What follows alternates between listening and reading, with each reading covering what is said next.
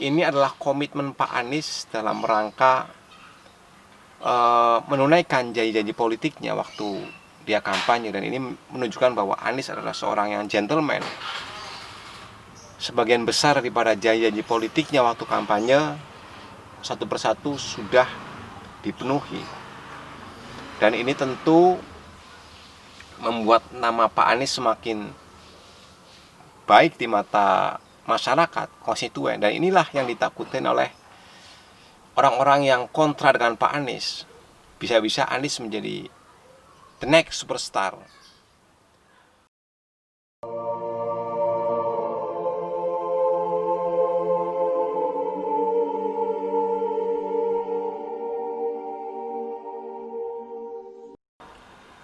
Assalamualaikum warahmatullahi wabarakatuh. Salam sejahtera buat teman-teman semua. Semoga sehat selalu. Hari ini saya akan coba membahas mengenai Gubernur DKI Jakarta Bapak Anies Baswedan, yang menurut saya lumayan banyak prestasinya. Tapi tidak sedikit pula orang yang beranggapan atau menilai bahwa banyak kontroversi, sedangkan kinerjanya nol. Saya pribadi kurang setuju.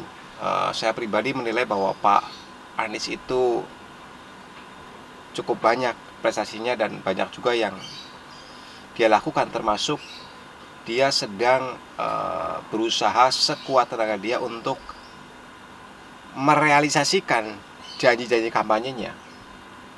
Nah, minggu ini ada berita yang cukup lumayan heboh, yaitu komentar Pak Ahok mengenai pembangunan kembali kampung akuarium yang pernah Pak Ahok gusur di tahun 2016. Jadi saya akan coba baca berita di rubrik Kober, komen berita. Berita yang akan saya baca adalah berita tentang Pak Anies Baswedan berkaitan dengan kampung akuarium. Berita dari tempo.co, berita online. Jadi selain berita ini sebenarnya banyak juga berita di Detik dan beberapa media online yang menyatakan, Pak Ahok menyatakan bahwa pembangunan kembali kampung akuarium itu melanggar perda. Ini seolah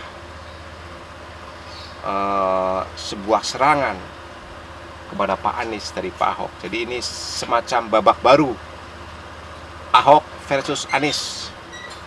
Nah, kita baca aja di berita online tempo.co dengan judul berita Elisa Rujak sebut Ahok yang rusak cagar budaya saat gusur kampung akuarium. Ini tercantum reporter Imam Hamdi, editor Juli Hantoro, Jumat 21 Agustus 2020, 17.45 waktu Indonesia Barat. Tempo.co Jakarta. Direktur Rujak Center for Urban Studies Elisa Sutanujaya menilai tudingan mantan Gubernur DKI Jakarta Basuki Cahayapurnama atau Ahok bahwa pembangunan kembali kampung akuarium merusak kawasan cagar budaya salah alamat. Kampung akuarium digusur Ahok pada April 2016. Penggusuran paksa yang dilakukan oleh Pak Basuki sendiri justru telah merusak tembok utara yang lokasinya berada di seberang kampung akuarium, kata Elisa melalui pesan singkatnya Jumat 21 Agustus 2020. Selain itu, penggusuran paksa yang sama juga dilakukan Ahok di sebagian pasar Heksagon yang sudah menjadi bangunan cagar budaya. Elisa juga mengatakan Ahok meratakan kampung akuarium tanpa menyisakan bangunan sedikit pun. Wah, luar biasa. Jadi, yang merusak cagar budaya justru Pak Basuki dalam kurung Ahok sendiri lewat penggusuran paksa tersebut, ujar perempuan yang aktif mendampingi warga kampung akuarium ini. Ya, ini seolah-olah kemarin Pak Ahok menyerang bahwa yang merusak cagar budaya itu Pak Anies, tapi ternyata ditangkis oleh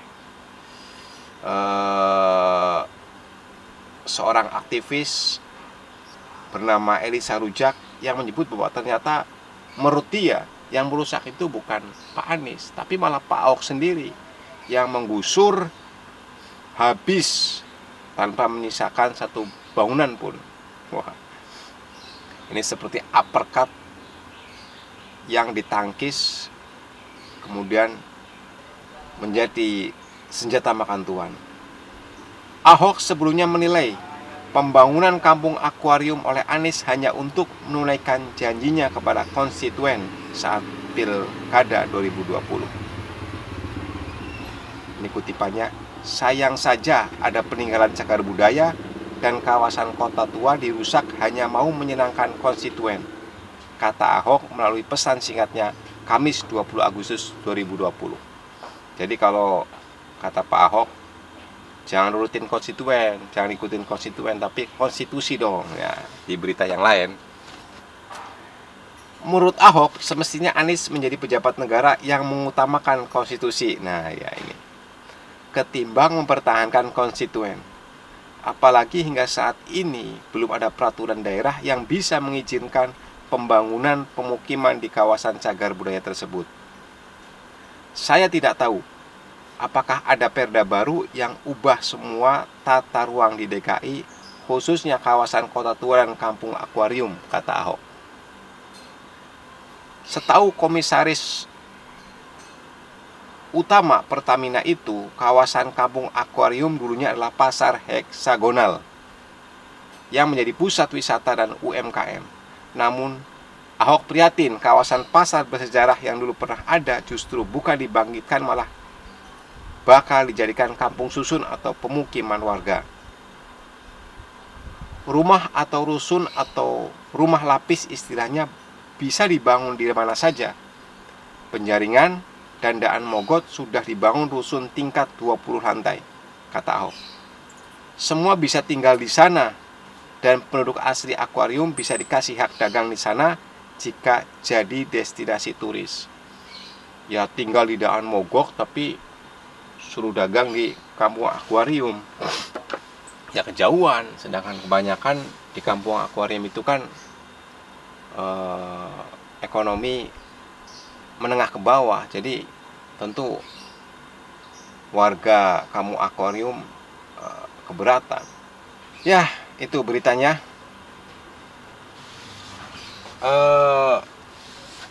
Tapi selain berita ini juga banyak juga berita yang beredar, termasuk seorang budayawan, J.J. Rizal,